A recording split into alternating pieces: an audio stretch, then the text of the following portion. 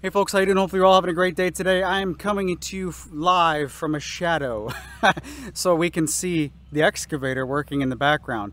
A bunch of updates.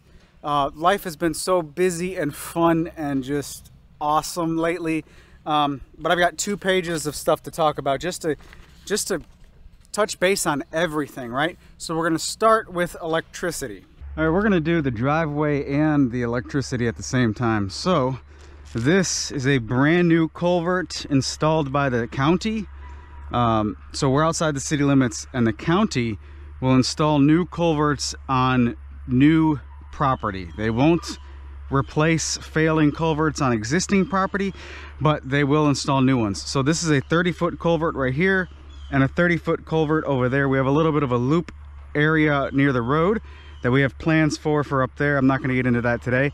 But I was presented with the option. I wanted the maximum width for this culvert, and they said they could go 40 feet wide as the max.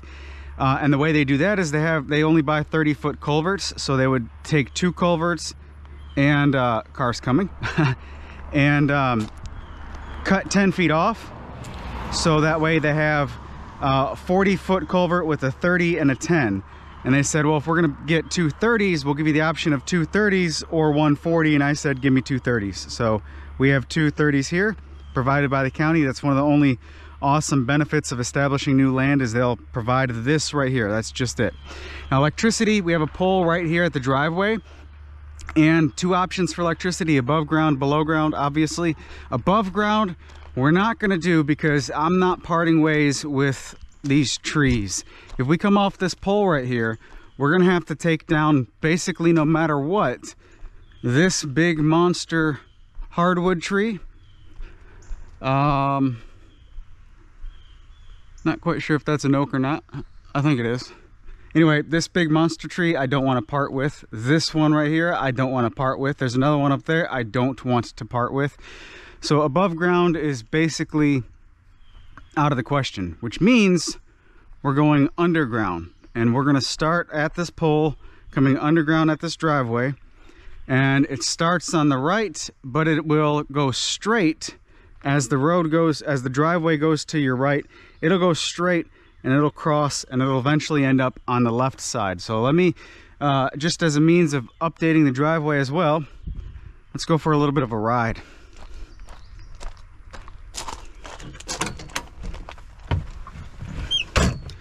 I took the windshield off so we could actually see.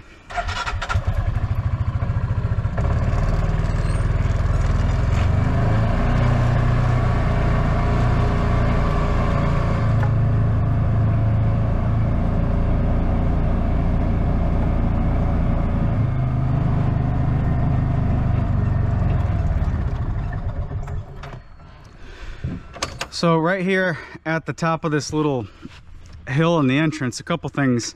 This turnaround drive at this tree was such a good move. When I said in previous video, as soon as I saw this, I was like, oh, that just screams it's a circle drive. It's a circle right here, turnaround.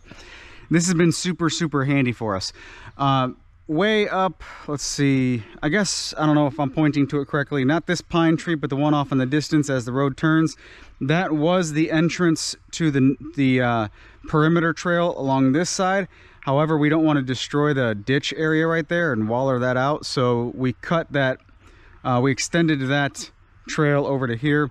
You see this right here? This is some electrical conduit in the ground that I have yet to pull out of the driveway. But we found this and we thought, what in the world does it go to? So we traced it back over there near the fence line on our property is an old water well. Unfortunately, it's all destroyed. Just the casing is sticking out of the ground, but the casing is completely full. And I spoke with a well driller, and he said it's pretty much pointless at this point. There's not much you could do to save it. And of course, even if I did save it, there's no electricity right over there. I don't know where this originally went that way, maybe to that house over there.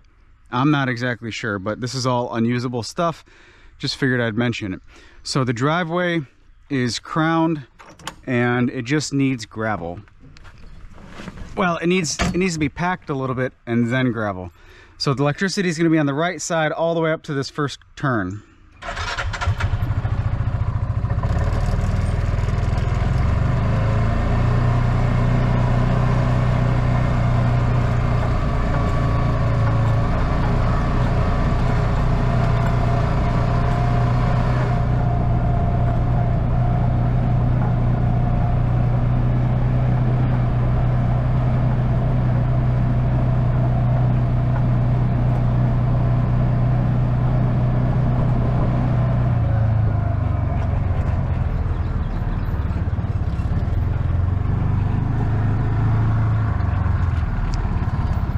I think I passed it. The first junction box for the electricity is over here.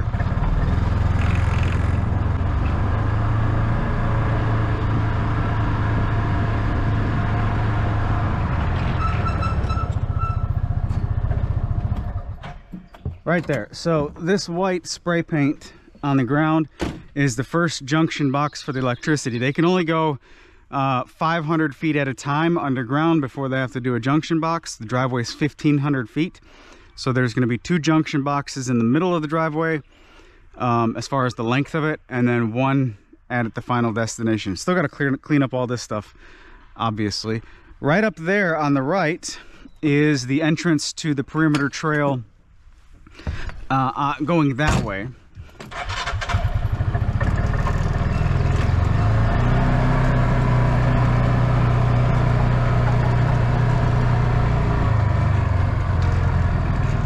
That trail, I'll talk about the trails. I'll talk about the trails too, but that's my favorite trail by far. I did a complete walkthrough on this one already. That's the north side of the perimeter trail. I love that trail. It's a lot of fun.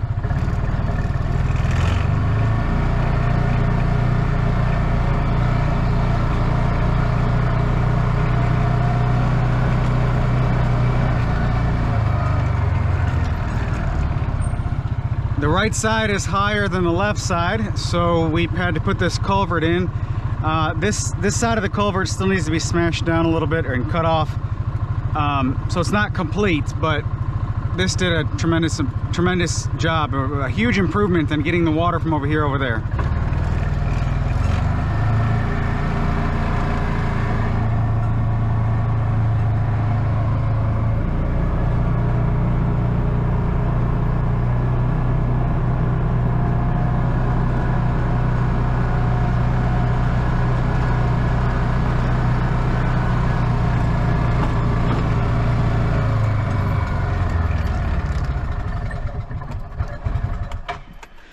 This is the final turn before we get to the 2-acre clearing, and that white spray paint spot right there is the last in driveway electrical.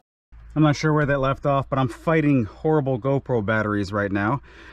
This is the last sweeping curve in the driveway going to the 2 acres, and that's the last electrical connection box in the driveway. The final destination has 1 more up here.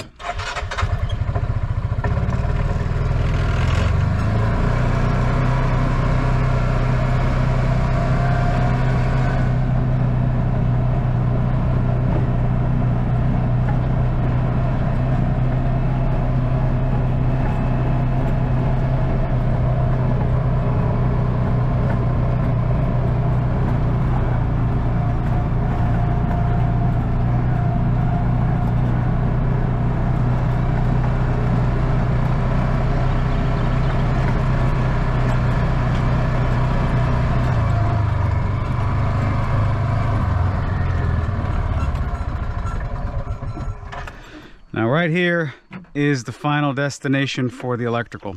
This is going to supply enough electricity to have a 200 amp service on the house and a 200 amp service on the shop. It wasn't originally planned this way, but both the house and the shop will be inside this 2-acre clearing. It's obviously not done, but all the pines and all the stuff is cleared on this side of the brush pile, so it's going to be a windrow kind of a burn right there. And on the back side you can see these pines that are still up. All the underbrush below is cleared off. We just need to knock these down and stack them. Now as far as this wood goes, there's nothing I can do about it. I have to burn all these. I can't slow down the excavator guy to get in here and actually cut these up because his schedule's not working that way, and I don't want to pay extra to have him waiting around. So, and I don't have honestly, I don't have the time to cut up all these logs. So what should I try and sell these? The pine market's absolutely trash here. Everybody wants these for free, and when they want them for free, they want you to load them up. No one wants to actually cut them up and take them. So it just sucks. I'm going to lose about 2 acres worth of material here, but I mean, it is what it is, and you got to move on. So that's the situation with the logs. Going solar was completely out of the question. I'm personally not a big fan of solar. There's a lot of problems with disposing of solar batteries and solar panels, and I'm just not a big fan of solar electricity just yet. Also, we get a lot of hail around here from the weather, and I just read a story about a massive solar farm in Texas got decimated from hail, and tree going down. Can you see it? Kaboom. All right, cool. I'm not a fan of solar. Hail problems, blah blah blah blah blah. I just don't want to go solar. So solar's out of the question. Now, above ground versus below ground for electricity. Above ground, I believe the last time I checked for prices, I used a different electric association for their prices, not realizing our property where we're in now, this property is in a different electric association from where our camp is.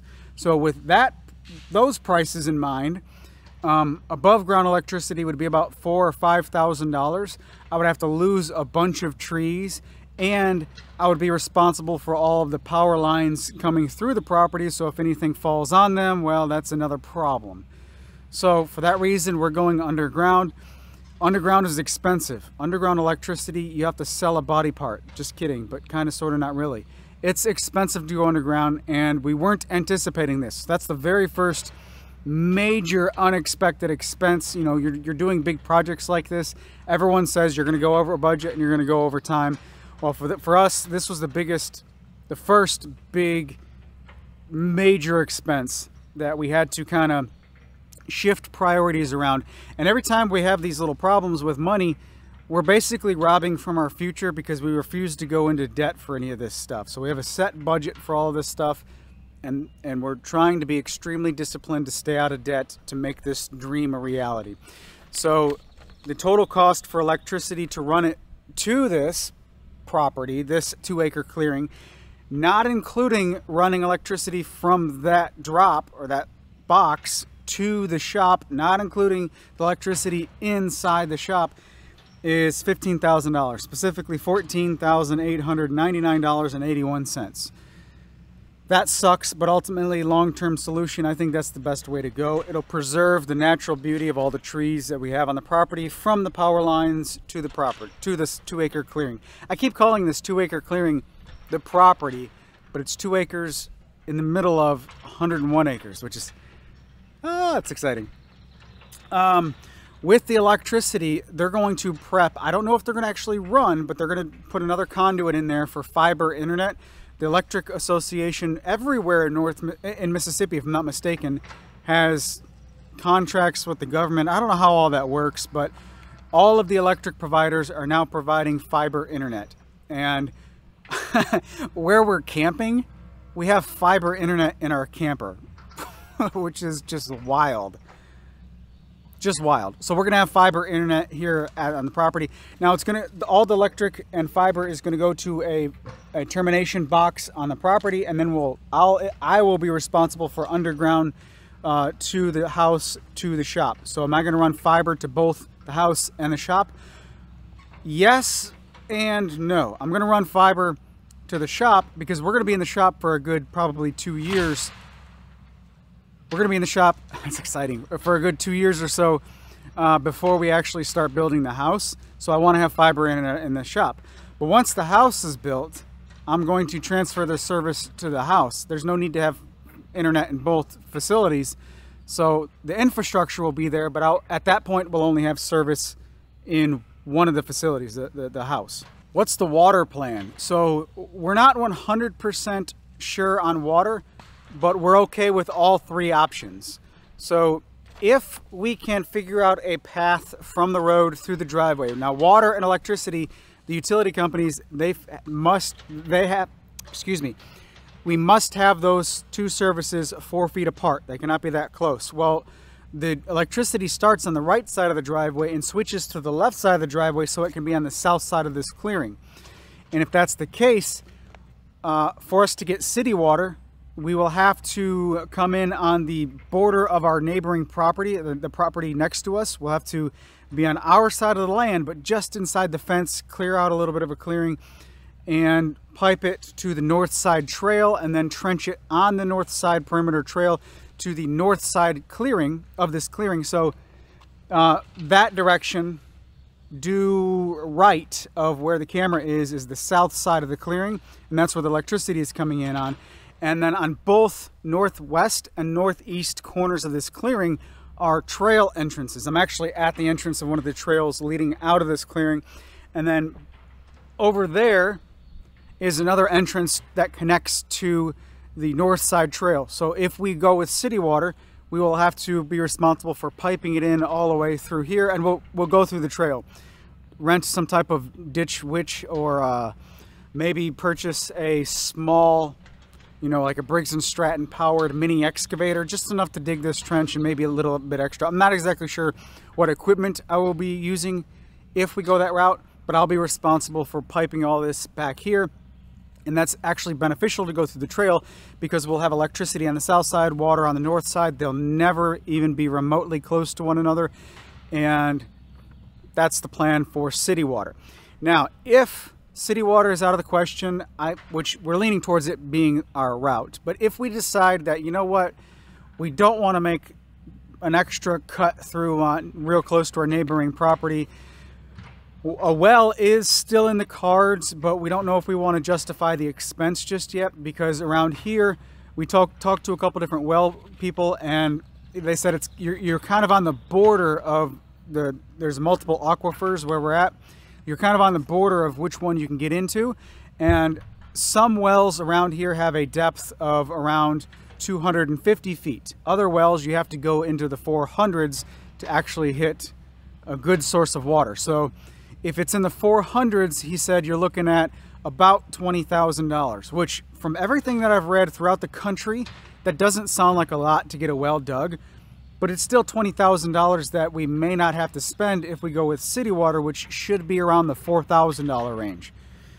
I'm not exactly sure. Now, that's the one thing that we're kind of debating on, because we would have to pull money elsewhere. We have a couple investments that we really don't want to touch, but we can if necessary, and I really don't want to, right? So that's the second option for water. And the third option, which we're probably going to do no matter what, it's just a matter of can we kick this can down the road, is I want to do rainwater harvesting on every one of the structures up here that we make.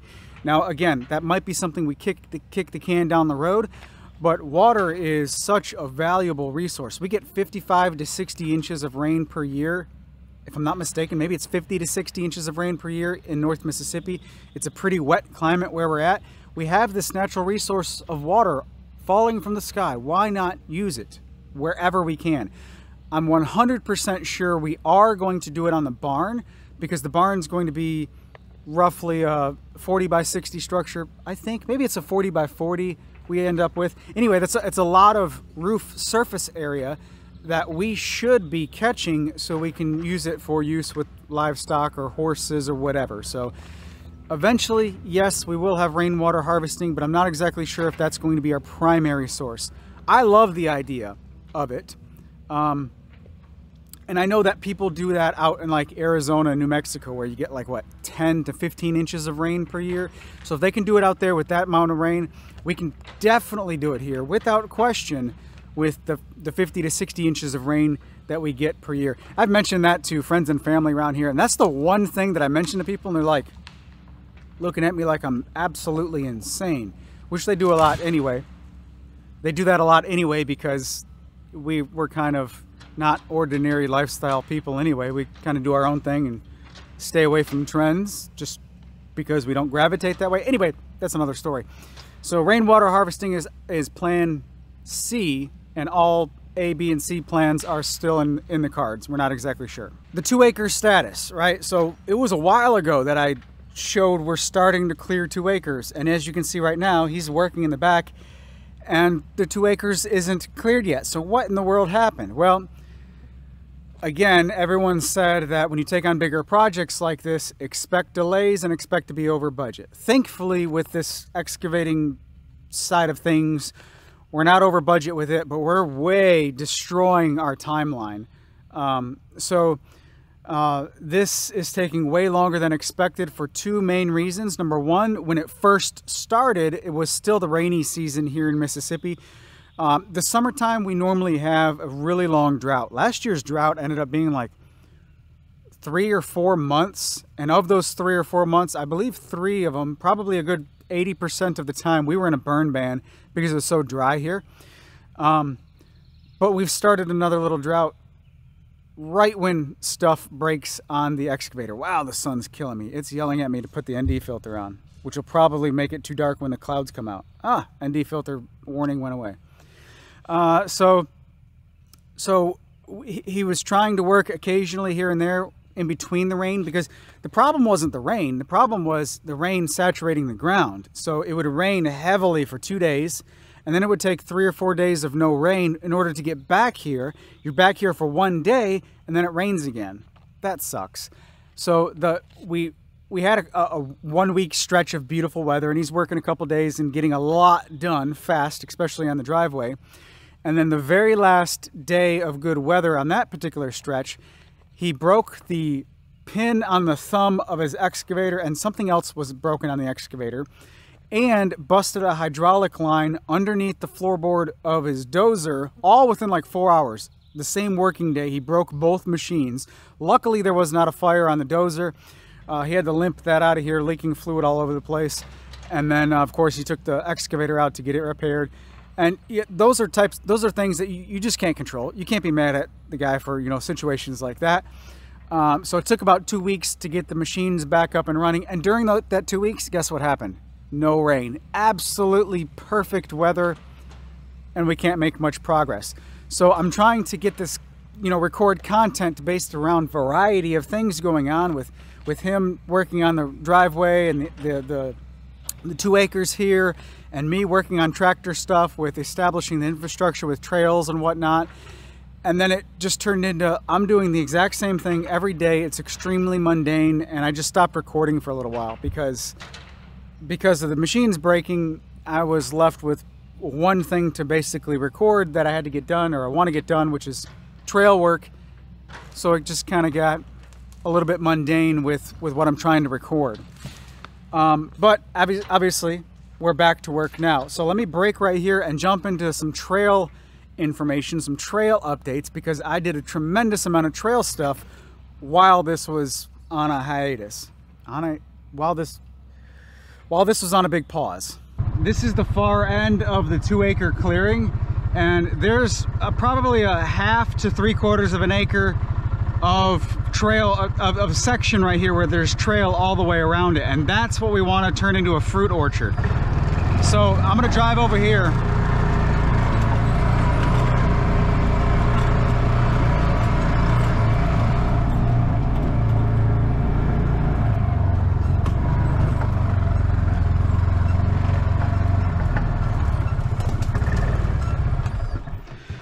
So all of this was completely overgrown, dense vegetation, and we're starting to clear it manually. So not using an excavator, not using a dozer.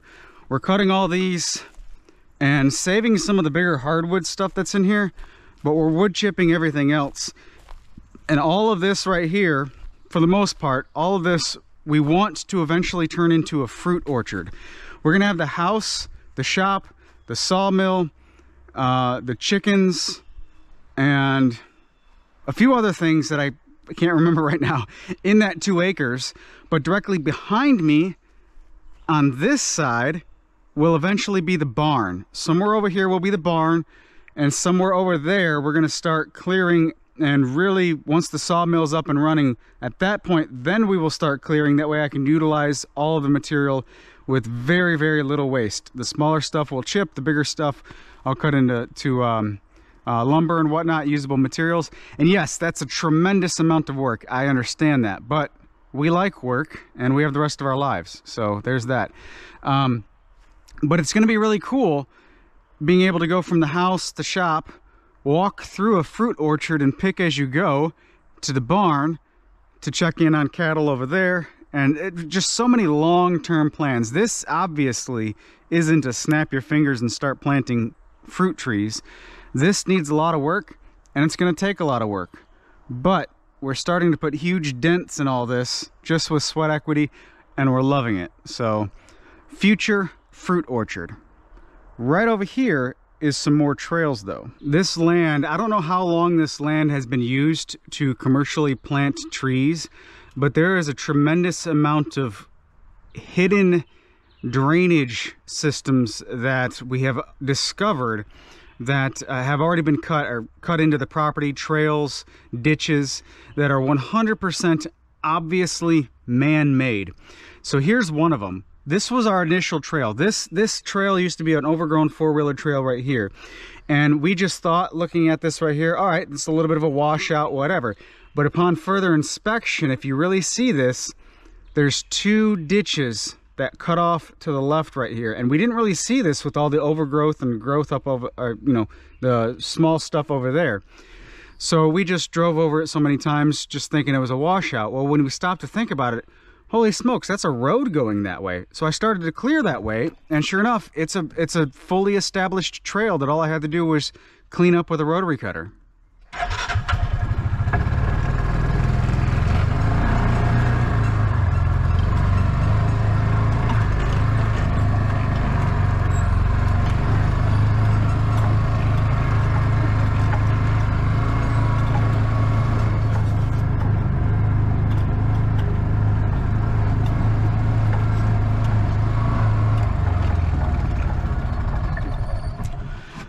So check this out. This was already here, just completely overgrown. I didn't take out any big trees. This was all small stuff that I cut with the rotary cutter. You know, it looked like small stuff like this.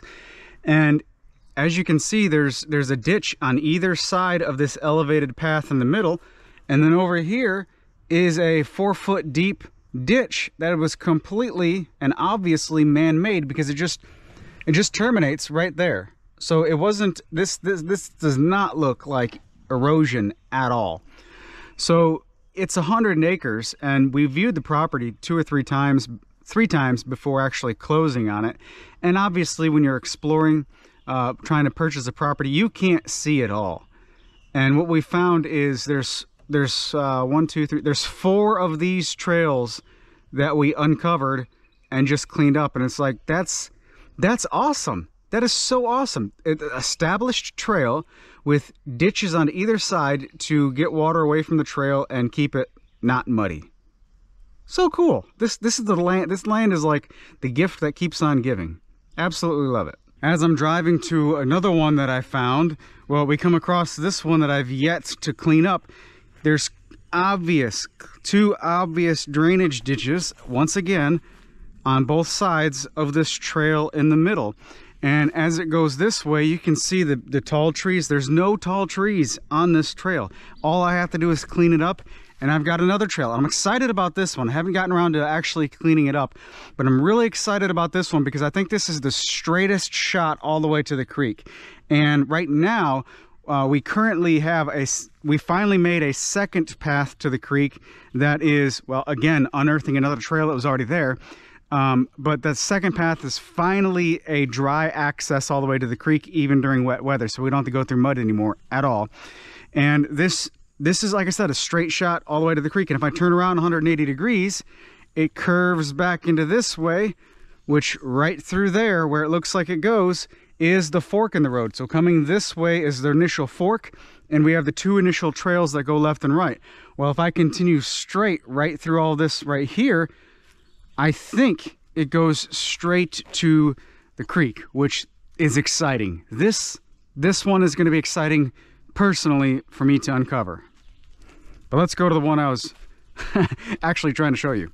Here's the pond, and I know you can't see it too well from where I'm sitting, but I started cutting in a whole new trail around it. There was no trail here. This is something that I'm creating, and eventually I want to have a nice side-by-side accessible trail all the way around the pond. The pond isn't that big. It's like a half-acre pond, so that shouldn't be an issue at all, but cutting more trails. This is the worst part of the original trail. It's still accessible, but it's just so washed out.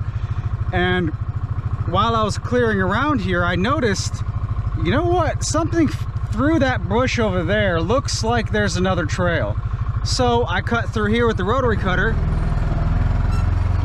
trying to see if this was a new trail.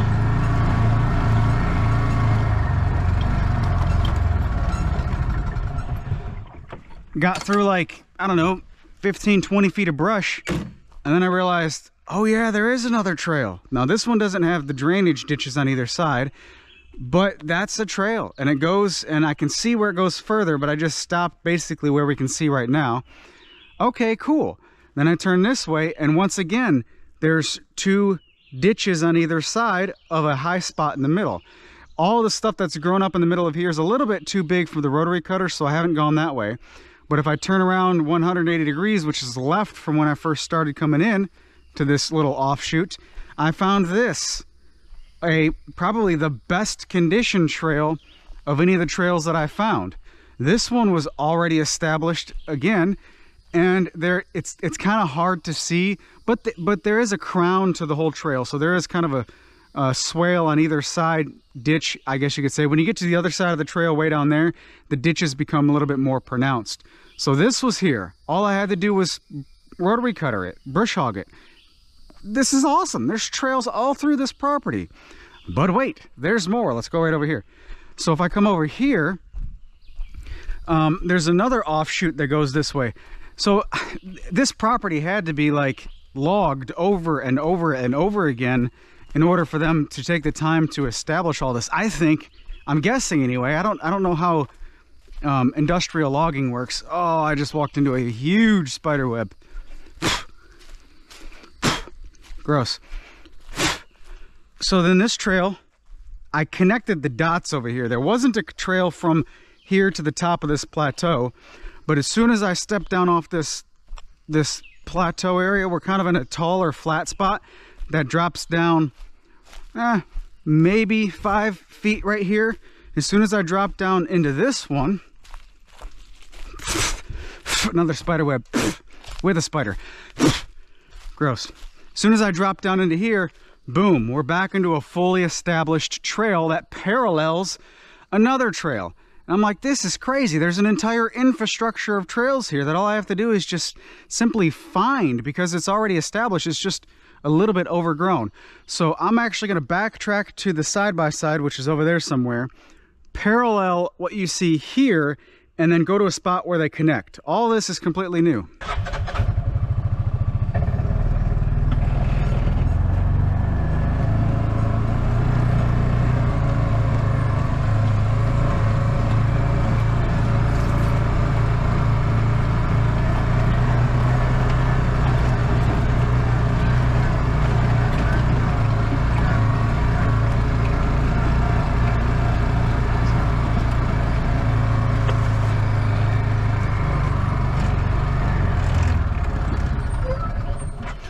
So the new trail behind me that I just mentioned, like I said, the ditches become more pronounced at the other end of it. So this is the other end of it, and the ditches are very much more pronounced. But I start coming out this way and I'm thinking, what the heck? I have another fork in the road. So that's a brand new trail that wasn't existing the last time I documented all this stuff. That's another trail that wasn't there that now is, that connects right to the main trail. But here's something that's very interesting. There's two trails right here. I grew up in southeast Michigan, so I'm kind of nicknaming this Grand River, and some of you may understand what I'm talking about here. There's two trails that parallel all the way to another drainage ditch, and then they fork off in different directions, which is pretty cool. Now, in the middle of these two trails, I knocked all this down, messed up some irrigation. I got to do some work here, so don't yell at me. There was a barbed wire fence that came through here. Okay, that's interesting. Also, trash everywhere. There's a 5-gallon bucket of hydraulic oil I've yet to get out of here. We've been getting out so much trash. All right, so in between this avenue, right, the Grand River here, we have a berm in the middle. Now, this berm is flanked by a ditch on either side and then goes up on top of the trails on either side. So obviously 100% man-made. But how long ago did this happen? That's the interesting question. These ditches, I mean, these ditches are fully established, in my opinion, clearly man-made. But on this side, we've got old growth hardwoods in the middle of the ditch. So the ditch came before these hardwoods. Was this a ditch, or did they simply berm up on that side, berm in the middle, and ditch this side? I don't know. Regardless, this trail infrastructure looks like it's been here for a long, long time. And then if I turn around this way, you can kind of see the ditches going this way once again. The trail I just came down on the side-by-side is over there. And then the one that had a plateau, you may not be able to tell, but I can see the plateau up there where I was just standing looking down onto this trail. So if I come through on this side, it's a full-blown trail. Like, it's nothing huge was in the way. All I had to do is bush hog this, or rotary cutter this, and find it all. Awesome. That goes and connects into the perimeter trail on the north side. So the perimeter trail loops back down and comes right through the middle of the property. This is so awesome. Like, I have a whole highway system on this property, and it's just, it's so cool. It's just so cool. I love it. I love it. Now this one, now remember I said that one goes to the north side perimeter trail. This side goes to that another irrigation ditch and goes that way directly to the spot where we absolutely love to interact with the creek. So we now have a highway system here on the property that allows us to convoy multiple vehicles back to the creek and have a good old time. We did that a couple weeks ago, that's why I bring that up. We had 3 side-by-sides and a four-wheeler and a trailer, and 12 of us going all back through the woods, through this little trail system, and oh man, it's just so much fun. Man, it's just so much fun. I wish I could have every one of you guys out there in the audience who's enjoying this with me. I wish every one of you guys could come out here. It's just, man, this is just so cool. I mean, the big kid in me is coming out, right? The Boy Scouts from my youth is coming out. I love it here. Absolutely love it here. And once the shop is up and running and I have all of this for recreation and then the shop to tinker with and do woodworking, man, life is good, friends. Life is so good right now. Let's go on another trail. Let's go down this way and I'll show you another trail that goes back to the creek. I want to say really quick, I keep starting and stopping this GoPro because I'm fighting GoPro batteries. I'm going to try and drive this all the way through, but I don't think it's going to last. So here goes nothing.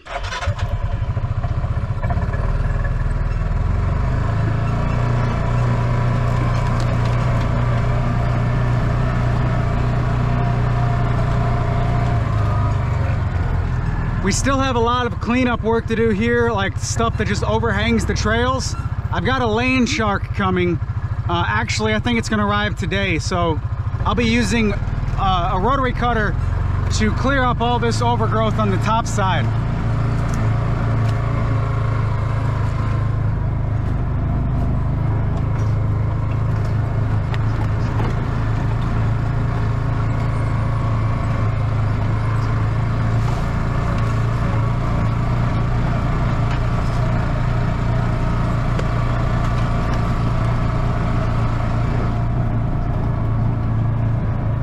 There's that parallel trail. That's the north side of Grand River.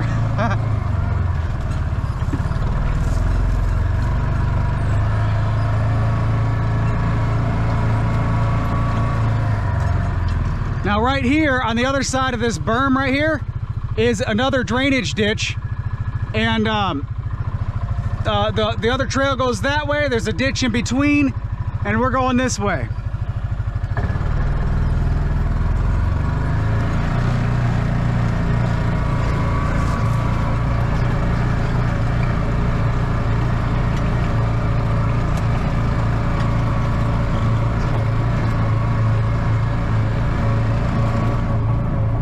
This trail was already here. All I did was clean it up with the rotary cutter.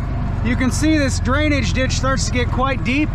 This is where I think that it ties into what's naturally occurring. I don't think this is man-made.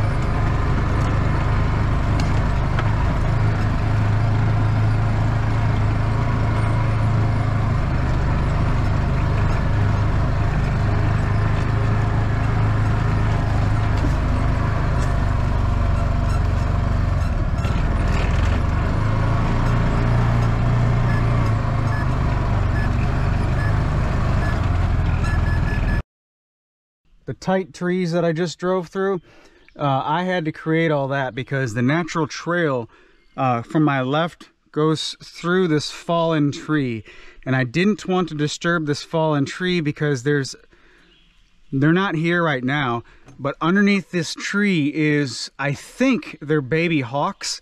They're giant birds that are clearly juvenile birds, but they're the size of a chicken. They're massive. Well, one day when I was driving up from the left to the right before this trail behind me was established, a hawk flew out of this bush, and this hawk was the biggest bird I've ever seen in my life up close. There's a huge hawk, just flew away. Well, since I've been coming back, there's two, like I said, what I think are juvenile hawks that live underneath this thing, and I don't want to bother them too much, so we stopped going over there. And of course, I didn't want to clear this tree out if they're using that as a home or anything. But kudzu is coming on the property, unfortunately, from the river, from the creek. But this is all overflowing with raspberries, some blackberries that we have been picking and eating and enjoying quite a bit of. Trying to see if there's any worth grabbing from where I'm sitting. I don't want to go too close to that. But anyway, this trail to the left, everything from the left here was already established. All I had to do was bush hog it. Well, rotary cutter it. I keep saying bush hog. Bush hog is a company. Rotary cutter is the implement.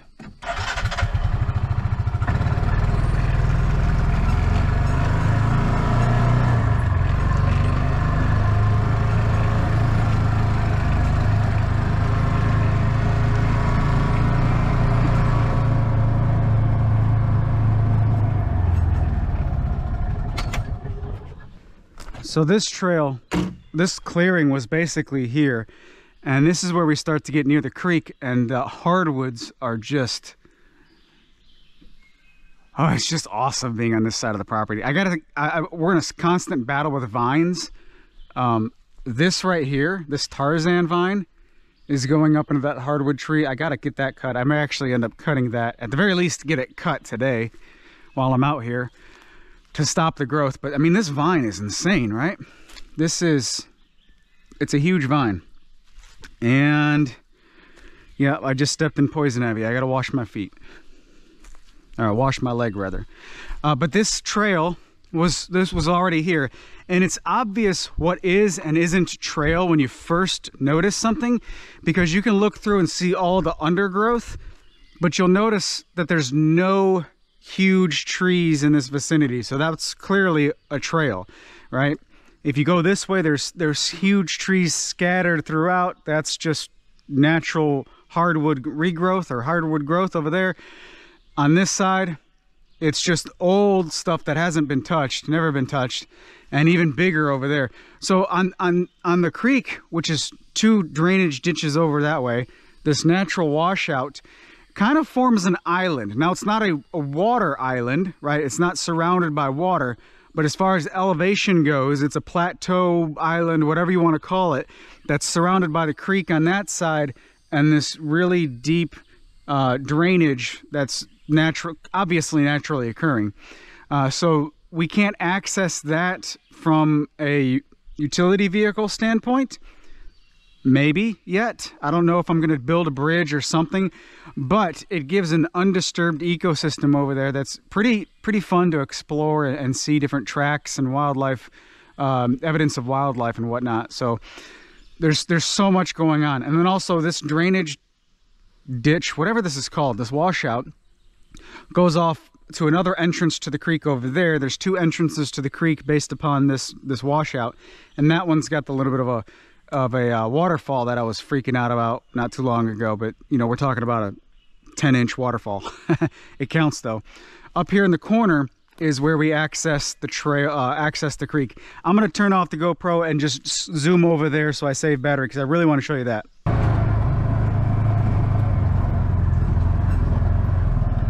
All right, that's the original only entrance to the creek. That's really muddy, and we've been able to avoid that by this new trail behind me.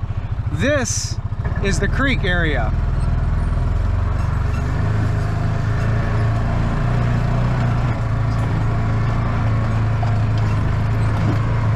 Property boundary, property corner is over there. But this has been our recreational hangout that we get everyone together with, and it's just been so much fun. So there's the washout right there. There's another washout over there. This washout kind of snakes through the border of our property as well as that property over there. And I want to get some type of battery powered station out here with some medicine bulbs and make this kind of like a little bit better of a space to hang out with after the sun goes down. Because right now all we have is the fire pit. That's a Brio Y series fire pit. Fantastic fire pit. I love that thing. We've been cooking on it a lot. But basically we'll bring a table out here, some coolers, some battery powered fans. We have the adults hanging out up here, and then all the kids find their way down to the creek. Now this creek, oh, it's a frog. Something moved, got my attention. So this creek, I want to cut in some type of stair system to get down here, but look how much it's dried up, you guys. So I'll run a little quick video of when we were looking at this property back in February of this year, and it's currently June, the dry season right now, and look at the different water levels. So this is in February. You can see how much water is here.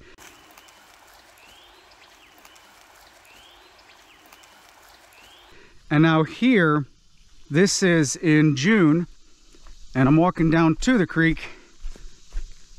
We've cleared this and opened it up just a little bit, and it's not dry, but you obviously can't float on this.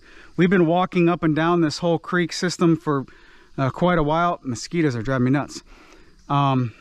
And man, it's just so much fun being down here. It really is. We've got an endless supply, if we want to do the work getting them out of here, an endless supply of beautiful rocks. Once we get these, you know, sifted by size with some screens, we can utilize this resource here on the creek. And yeah, I love it. Absolutely love it. Now, unfortunately, we have way more kudzu on this property than what we initially thought we had. It is what it is. We're going to try and get rid of as much kudzu as we can continuously. That'll be an uphill battle, but eventually we'll get all the kudzu off this property. It all originates on this creek. And I got to get out of here because the mosquitoes aren't biting me. I've got bug spray on, but they keep flying around my eyes, driving me nuts. And they're bad around the creek. But isn't this cool? Like, this is such a fun place to hang out. Once we get everyone up here, everyone has their own little things that they bring. We all hang out. Last time we were here, we had 12 people, 2 guitars. Was it 5 or 6 of us were kids? And it's just, man, it's community. It's hanging out with people that you love to be around, and it's just so much fun. So much fun. All right, I'm gonna get out of here. Bugs are killing me. All right, I'm getting back on Grand River. I'm gonna go back to the crossing, get to the other side, and take you down that way. Back at the crossing that I cut in, we're gonna cross over here.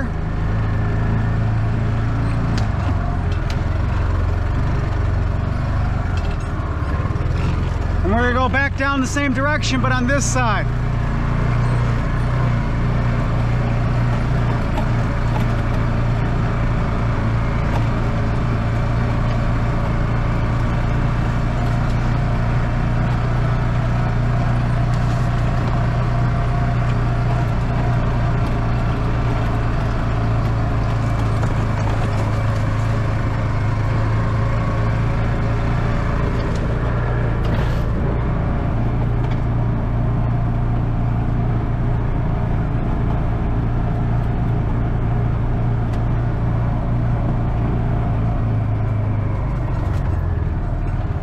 Right here's where Grand River stops, and it goes to both directions. Got to cross another little drainage, something or other that's not really well established. I think this one's naturally occurring, but this one right here, I don't think that's naturally occurring at all.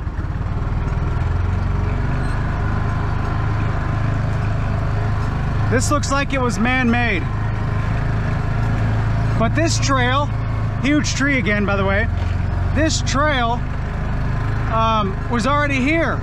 There was nothing tall right here. All I had to do was clean it up with the rotary cutter. Now, you can see off in the distance, maybe, That's where the farm field above us, north of us, the agriculture field, the bean field as I call it, soybeans, you're starting to see it. Now remember, the other entrance to that field was way on the other side. We're on this side of that same field, approaching our north side perimeter.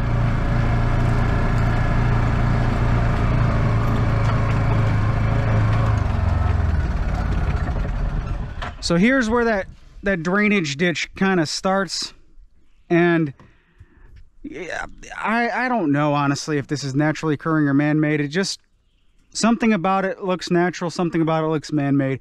But this way over here is the end of the perimeter trail that I started cutting with the piranha bar. I made the piranha bar northbound perimeter trail, or north side perimeter trail video. I stopped way over there. Well, I continued it from this side, connecting my dots that way.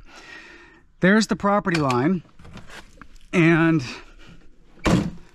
there's another trail that goes into that agriculture field.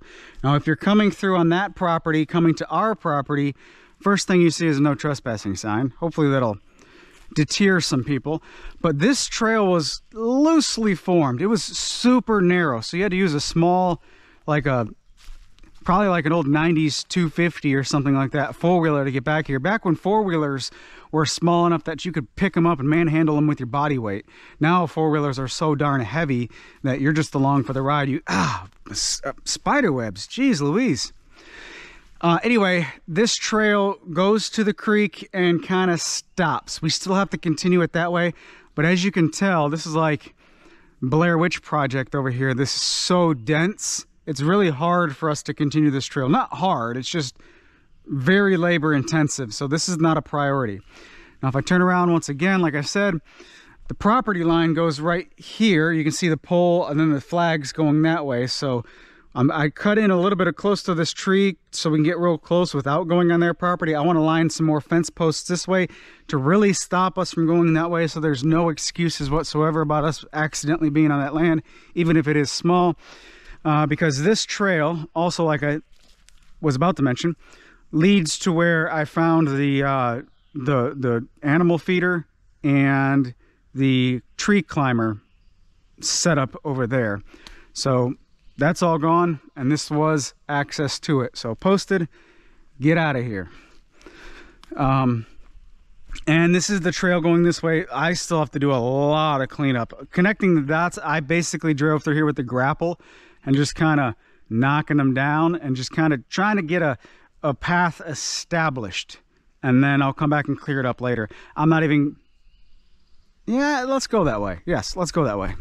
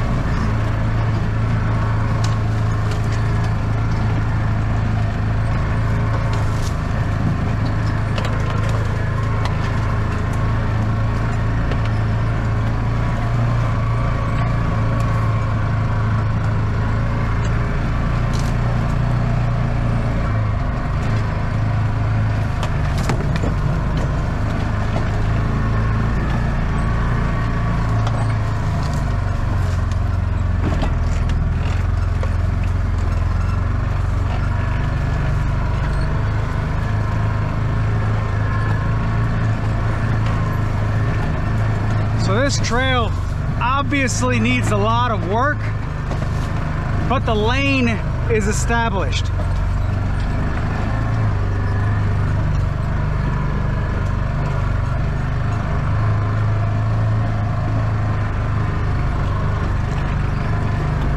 Now, speaking of lane, earlier when I talked about how these trails that are hidden have this ditch system on either side with a swell in the middle, or a platform in the middle, I guess you could say.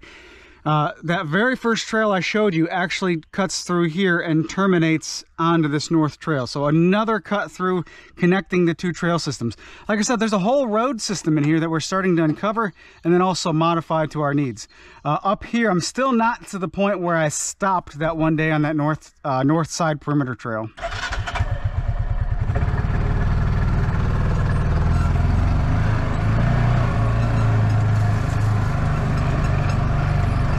Actually, right there it is.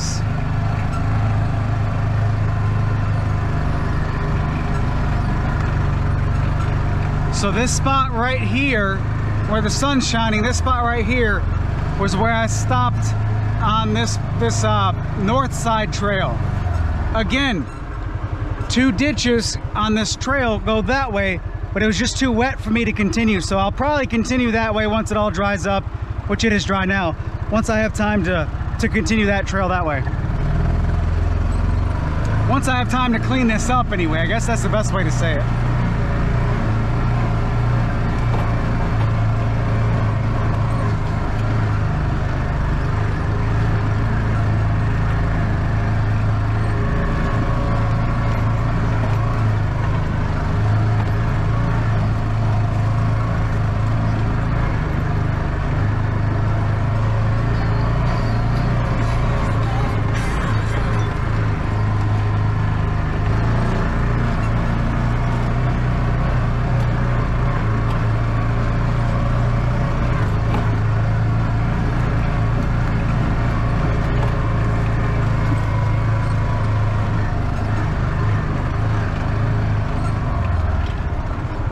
That's the rest of the north side perimeter trail that I hiked on video the other day, and this is the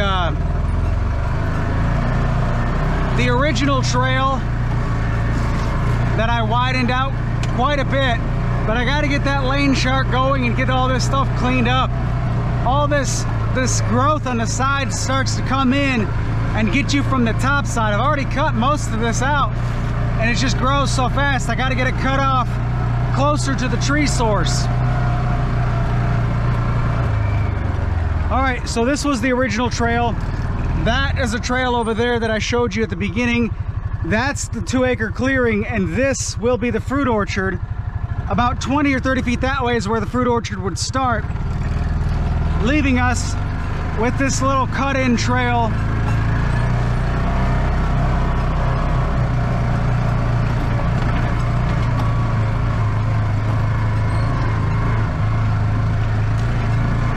This little cut-in trail that goes to the 2-acre clearing. Oh, he's working. That's pretty cool. So I think I need to stop and set up a camera and get the excavator. Geez, spiders are crawling all over me now. But we've got trails everywhere. We've got plants all over the place. Fruit orchard here. I think, honestly, the shop was supposed to go here, but I think the shop's going to go on that side now, and the house is going to go over here. We've got it all mapped out, and it just continuously changes every... I've got a phone call coming in. Continuously changes every single time we discover new information. I got to get this call. So I haven't quite figured out how I'm going to edit this video, so if some of it is overlapping, I apologize. We do plan on doing a fruit orchard right next to this 2 acres that we're clearing, and we're doing that clearing all by ourselves, kind of taking our time with it, because I don't want to cut any of the big trees until I have a sawmill. I'm wasting lumber with this. I'm wasting materials with this. I want to be able to maximize the materials for everything else that we modify on this property. So the orchard is kind of that's always cool. The orchard is kind of a long-term work in progress for a couple reasons. Like I said, I want to keep the materials, but also because we're using all of the wood that's on here for the most part to chip it back onto the surface and develop and just further develop the natural soil that's here. This is going to be a huge experiment for us that's ongoing for the rest of our lives, I think. Obviously, I want to get it established as soon as possible, but we watched a documentary called, I think it's called Back to Eden documentary. It's about a different way of, a non-traditional way of gardening that's non-industrialized, I guess you could say. Basically revolving around cover on top of the dirt, on top of the soil, to create a much more rich soil below it. So you only focus on cover. It's no till and no real digging.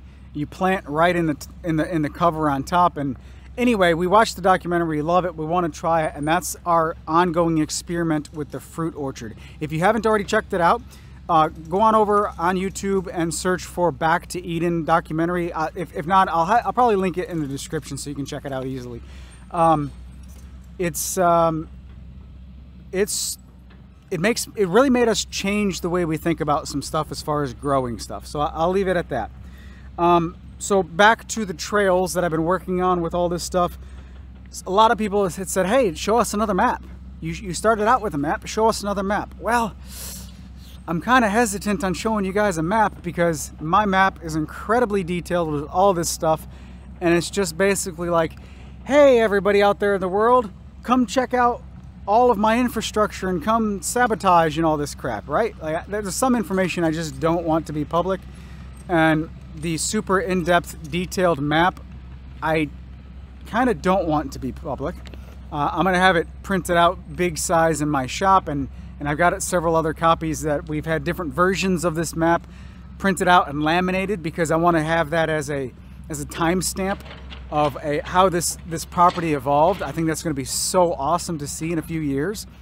But I honestly, I just don't want to put it out there. Now, here's one little caveat, and I'm considering this. Once all of the trail system is complete, man, the sun back and forth, clouds and no clouds. Who would have thought clouds exist? Once all the trail system is completely done, I've contemplated doing some type of little fundraiser to raffle off or sell naming rights, I guess you could say, right? Have all of the trails completed, have all the trails numbered and labeled, and then raffle off naming it. So if you wanted to support what we're doing, you could buy a raffle ticket, and if your ticket is drawn, then you get to name one of the trails. And when it's all said and done, I'm gonna have actual like road signs on all of these trails, and it'd be a fun way to have you guys kind of be engaged with it without actually being here in a sense. I don't know, I've tossed around that idea. Some people I pitched that to is like, no, it's not worth showing your map system. Other people are like, yeah, it's a fun way to engage with your audience and have them be a part of it forever, kind of a thing. So what are your thoughts on that? I'm on that little tippy toe line, undecided. I'm really undecided. Let me know. Let's talk about the shop. And the reason why I haven't talked about the shop is because I've flip-flopped so many times. And this is one of those things that the design is going to continuously evolve and change. Well, not the overall design, but the orientation on this. All the little details are going to change until I pull the trigger and it's just ready to go. So ultimately, the shell, I've decided 100% it's going to be a 40 by 60 shop. Twice the amount of square footage as my last shop, but it's going to have to do twice, double the duty. I'm going to have my last shop assembled essentially the same way on one side, and on the other side is kind of going to be metalworking, flex space, but also tractor space. And for the immediate use, that's where we're going to park the camper. The camper, without question, has to be parked inside the shop. This sun that I'm battling right now, because I want to show this and I don't want to be pushed off in the shade. This sun is brutal on our camper. Mississippi, the whole South United States, the sun in the summertime is just brutal. That's all there is to it. So our camper can just barely keep up. We have to close off the back door. We have a toy hauler bumper pole camper, like a super, super base model bumper pole toy hauler. In the back is where we have all of our, living stuff in this camper while we're camping long term. And it's also my office where the computer is. And in order for our AC to keep up, we have to shut off that door to that room and don't heat and cool it, and only cool the front side. So I can only work on my computer before the sun comes up in the first couple hours of sunlight before I have to shut that off so the rest of the living space can cool. So without question, the camper 100% has to go in the shop. It could go under a roof, but I want it in the shop just for an extra door to close. You know what I'm saying? Like just an extra door to let our dogs run around outside the camper, not having to worry about a an animal at night, let the cat run around, give herself some more room. And then also, just for convenience sake, it's just going to be easier to heat and cool the camper inside there. We're also going to do a kitchenette and a small bathroom inside the shop, so we'll have like a house situation inside the shop, I guess. So there's that. There's the shop. It's going to be a red iron steel building with minimal insulation. I'm not going to go full blown with like with spray foam insulation. I really kind of sort of want to, but more than anything, I don't want the heating and cooling expense that comes with a 40 by 60 building. And then also, being outside on this property is an outdoorsman's paradise. We moved out here to be outside. Our lifestyle has been outside a tremendous amount more so than it has been the 5 years at our last property. And I want to continue that. Well, it's very discouraging to get back out in the heat if you're constantly sitting in air conditioning, right? So I'm okay. I have been okay working out here with no structure. I will be definitely okay inside of a structure with, at the very least, some insulation and a fan. If it gets too hot, I can go inside the camper and cool off. If it gets too cold, I can go inside the camper and heat up, warm up. So I don't think the new shop's going to be heated and cool. My wife wants it to be, but I'm not sure if we can do that. Number one, financially speaking, and number two, I'm not sure if I really want it. So there's that. The shop will have a 12 by 60 lean-to. I'm not sure if a 12-foot lean-to is enough though. Should I go 16 foot? Should I go 20 foot? Both of those will require me to pull funds out of another area. We're very, very strict with our budgeting on this. We have a very, very strict spreadsheet that we're pulling and moving stuff around, just again to try to stay out of debt as much as we can. Hopefully 100% stay out of debt. So I really want a 16 or 20 foot lean-to, but I'm not exactly sure financially if that's in the cards. But there will definitely be a lean-to along the 60 foot length of the shop. The shop will have one water in and one sewer out, but I'm going to incorporate this all below an elevated bathroom. So I'll have the bathroom on like a 3-foot platform, and that way I can have one sewer out, one water in, and then I can connect all the pieces above ground for connecting the sewer on the camper to the septic system, connecting the washer and dryer that we'll have to the water supply, as well as the drain, connecting the kitchenette to both the water supply and the drain. I could do all of that above ground inside and not have to worry about finalizing all of that 100% inside the concrete. Just have one in, one out, located below an elevated bathroom, so I have an access underneath it. That's the plan with the utilities inside the shop. Concrete inside the shop, gravel under the lean-to, just for financial reasons. Right now, under the lean-to, probably down the road, a few years from now, it may get concrete as well. I have a kind of a comedy kind of part here. It's funny to think about. This is one of those things that I'm going to look back on in 5 years or a couple years or maybe 5 months and just laugh at how miserable this has been. I've sabotaged my skin since we've been here. So I had to write all this down. When we first got here, I was super overconfident with poison ivy, and I've mentioned this in the past. I had a horrible poison ivy reaction, both arms, both legs. It was bad, it was miserable, it absolutely sucked. I also had chiggers during that time, chigger bites. If you're not familiar with what a chigger is, it's kind of like a tick, but very, very small. They typically bite in a pattern. So they'll bite you, move a little bit, bite you, move a little bit, and bite you. There's typically 3 bites, kind of sort of spaced close together. And chiggers, they suck. If you know what I'm talking about with chiggers, you know what I'm talking about.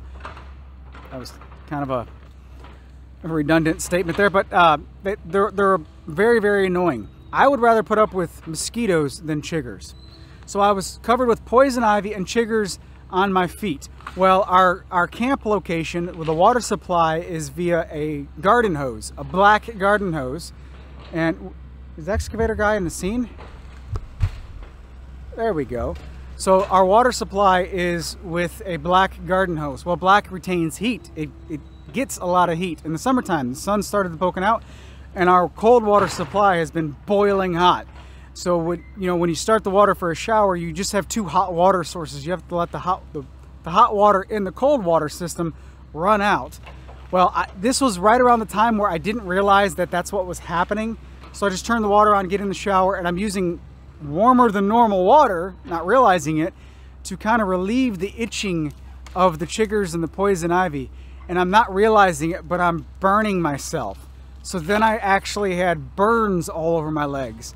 So poison ivy, chiggers, mosquito bites, and now burns on my legs. Miserable. All because of myself. This was all self-induced. So inadvertently burning with hot water for relief. And then I got a second round of poison ivy that I haven't really talked about, haven't had an opportunity to talk about. And that's from bush hogging or rotary cutting with the tractor. I'm out in the woods. There's no wind in the deep woods. I'm cutting a bunch of underbrush. A lot of it is poison ivy. But I'm on my tractor the entire time. A spider web just descended from the trees and caught my eye. I'm on the tractor the entire time, so I'm like, well, I'm not getting in this poison ivy, so I'm good, I'm good. Stirring up all kinds of dust that just floats in the air, right? Cutting poison ivy, dust floats in the air. Not connecting the dots at this time. And I'm on the tractor for 8-9 hours that day. 3 days in a row, I spent a lot of hours on the tractor just clearing stuff. And by the end of all 3 of those days, my arms are like so covered in dirt. Really, I look like I have a super duper tan. Covered in dirt. And I'm like, oh, it's just dirt. Well, not only is it dirt, it's clogging my pores, which I'll get into, and it's got that little oily dust from poison ivy. So that right there, I don't know if you can see it, that's the residual from what's left of poison ivy on my arm for the second time. I got some on my nose and on my head from when I was putting my hat on and off, scratching my nose. And then it's soaked in through the sweat on my shirt because my clothes by the end of the day are completely sweat saturated. So it soaks in and my whole belly is covered in poison ivy. So then I'm miserable with poison ivy. And because all that dirty sweat caked in on my pores, we also happen to have a huge spike in the temperature, and I got a nasty heat rash. I don't know if it's showing up, but this is just heat rash that I've been scratching because I'm a child and can't control myself and can't stop scratching. So this is heat rash over here. It's all over this arm. It's all over my neck on the back side. It's all over my underarms, all the way around my belly.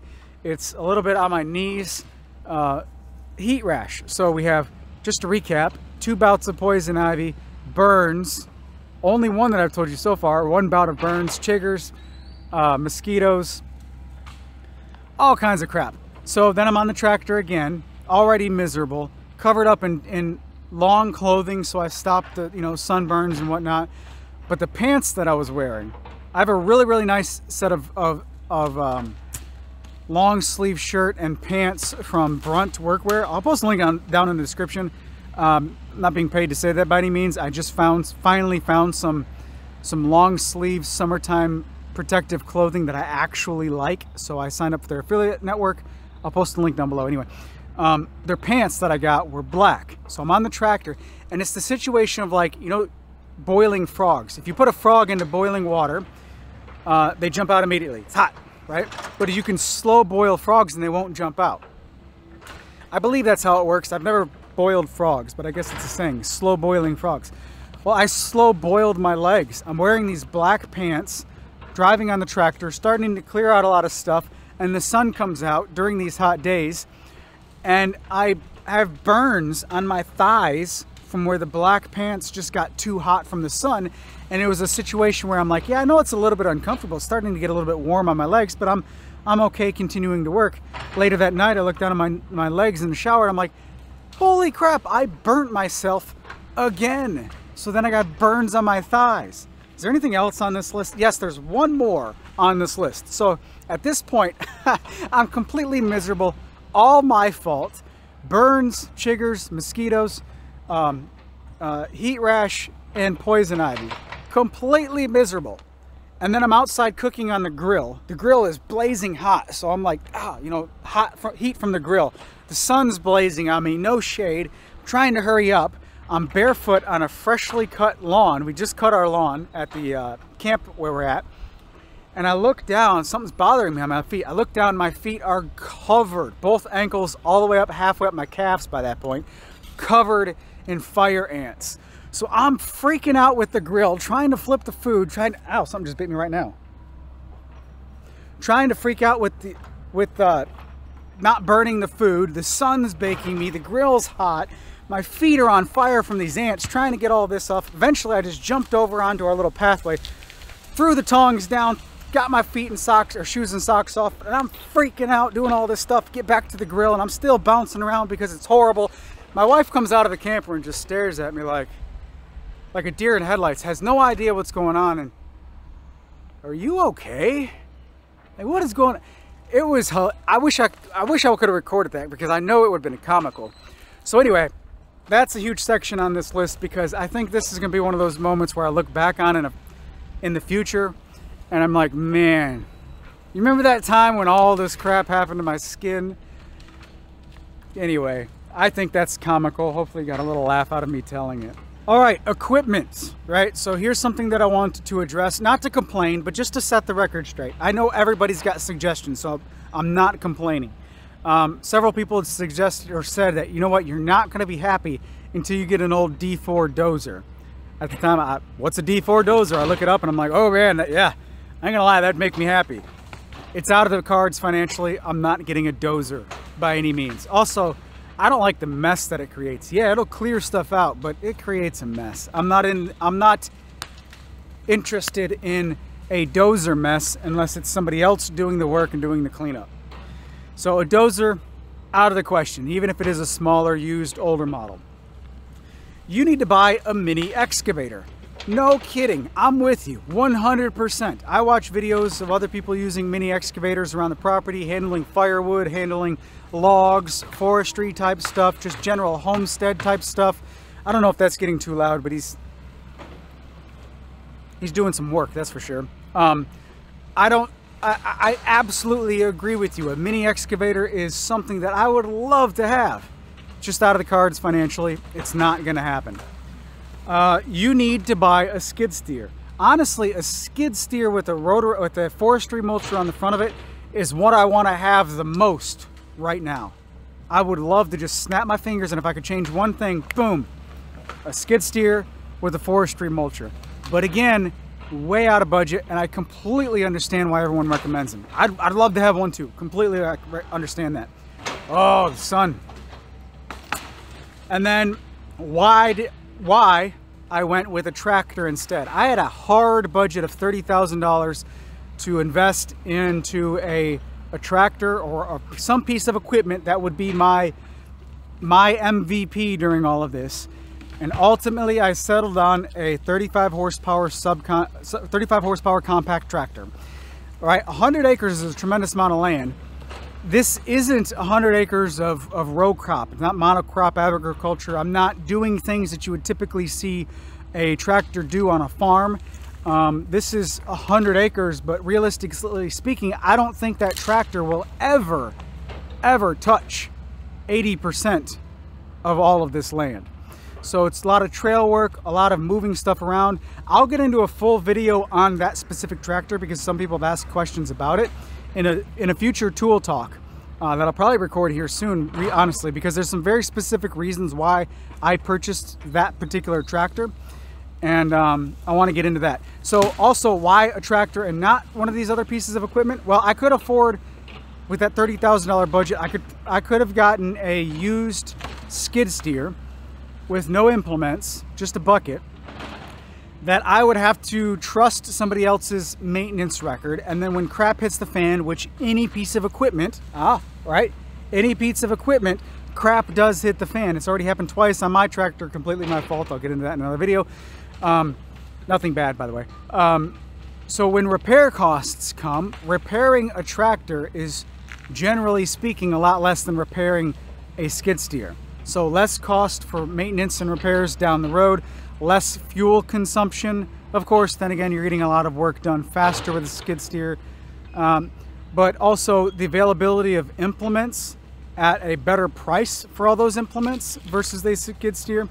And then my local ecosystem with what we've got going on here, my wife's family has a 270 acre family compound of connected parcels where we're camping right now. And They all have tractors. There's 1, 2, 3, 4. There's 5 tractors up there. 1 smaller than ours, and the other 4 are much larger than ours.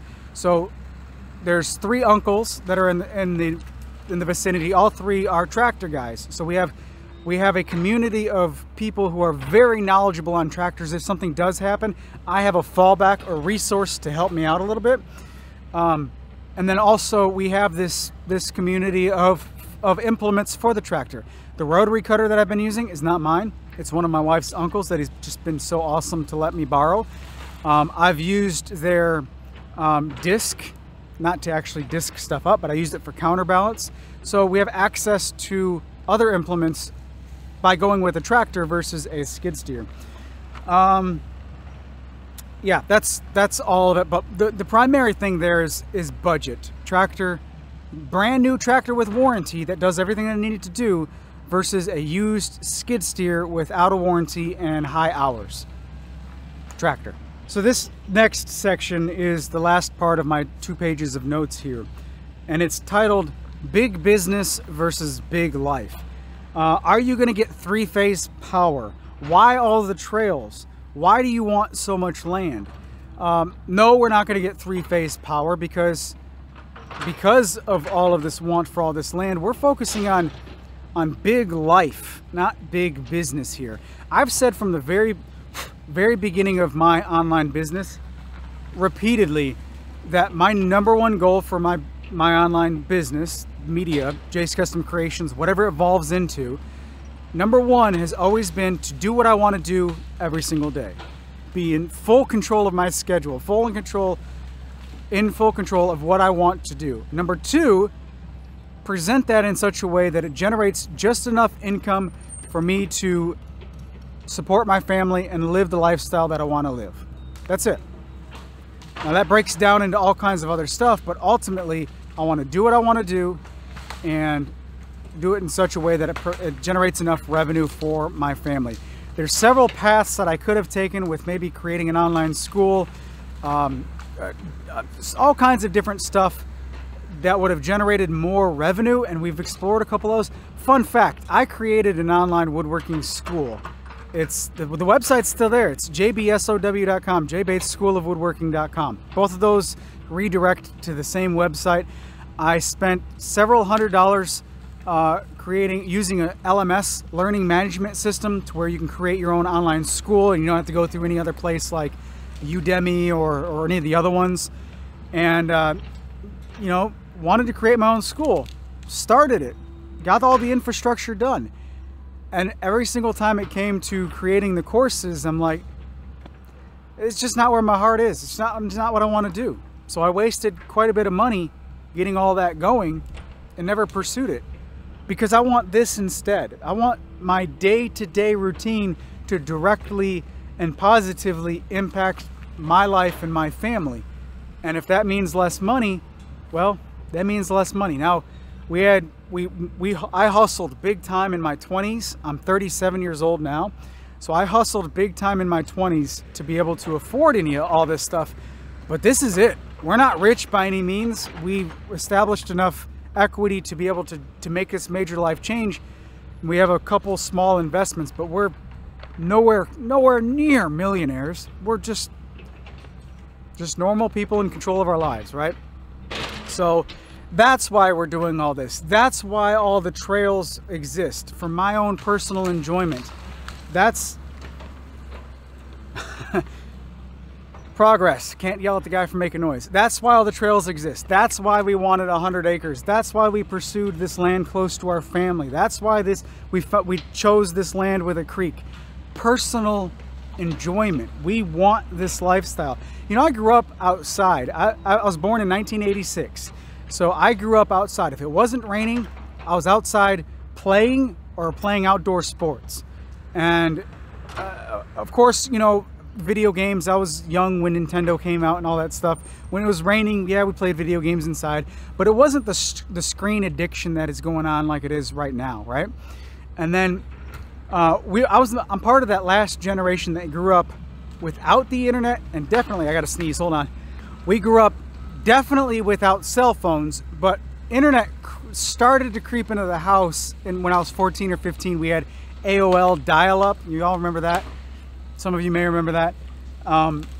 So the last generation of not being glued to the screen. I was always an outdoors person, and over the past couple years, we went camping a tremendous amount. And I'm like, this solidified, like this is where we want to be. Let's make this lifestyle change to where we can get the joys of camping 24/7, 365. So that's why we're doing this. Big life versus big business. Yada, yada, yada. So that brings me to a post that a friend of mine posted on Facebook, Zach from Back 40 Customs. He posted this on Facebook, and it said, 1 year from now, your life could look completely different. Put in the work. And that was a recent post. I saw that, I just chuckled because that's exactly the path we're on. 1 year ago, our life was totally different. We were comfy, right? Not rich by any means, but our income was always more than our expenditures, and we generally didn't live a lavish lifestyle at all, right? So if you can maintain your spending, or keep your spending in check your whole life, you can have financial freedom. And that's what it was for us, was maintaining a big reality check on our spending, so we didn't really have to hustle, hustle, hustle and lose all these wonderful years of our lives busting our butt for money. So 1 year from now, your life could look completely different. Put in the work. We did. Our life had a level of comfort that kind of turned into complacency and lack of adventure. So I stumbled upon another quote that I really, really love, and it's, if not now, when? Like when? Answer the question, when? Put a date to it. You can't just keep saying, in the future, I'm going to do this. Put a date to it. Tomorrow never comes. You can't always say, tomorrow I'll get to this, tomorrow I'll get to that, because tomorrow never comes. It's always today that you're in, and today where you're making the decisions. Now you can say, you know, today is January 28th when I'm June 28th when I'm recording this. You can say June 30th I will do this. That's technically the future, but at least you're being concrete about it, specifically stating a day. So if not now, when? So I read that a year or so ago, and I'm like, we got to make this life change. And that's when the ball started to roll. So here we are a year later, and we're not quite fully through with this phase of the equity shift that I call this, but we're getting close there. So I'll end this video by asking you, if you've got something that you really want to change, if you got something that you really, really want to do, if not now, when? Answer that question. Challenge yourself to answer that question. Put it down, write it down, and hold yourself to it. Change your life. So many people, I see it all around me, so many people settle for the norm of just getting by, and everybody is capable of way more than that. Sorry, I don't want this to turn in all preachy or anything, but challenge yourself. You're capable of more, and everybody is. Everybody is. So that's my story. I'm sticking to it. I think that's the end of this update. It's lunchtime. I got to go back and cook for the family. So I'm probably going to set up a time lapse to see the rest of these trees go down. You guys take care. Have a great day. And I'll talk to you in the next video.